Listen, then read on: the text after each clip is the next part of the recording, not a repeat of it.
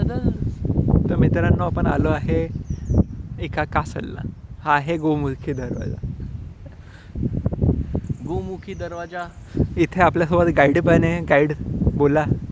गोमुखी दरवाजाची रचना या प्रकारे केली गेली होती, म्हणजे शत्रूला असं पूर्ण टर्न मारून जायला लागेल.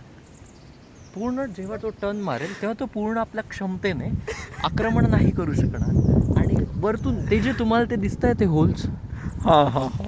त्या होल्समधनं आतली जी सेना आहे ती या शत्रूवरती आक्रमण करू शकेल. वरतून तोफा गोळ्याचा मारा होईल आणि तो जो शत्रू असेल तो तिथल्या तिथेच पसार.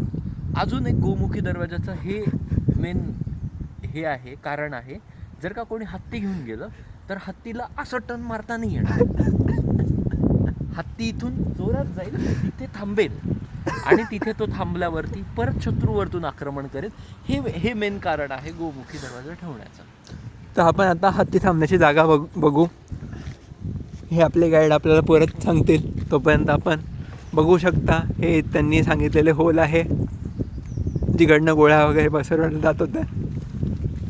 आणि किल्ला जिंकल्यानंतर तिकडे झेंडा उभारण्याची पद्धत अजूनसुद्धा गेलेली नाही.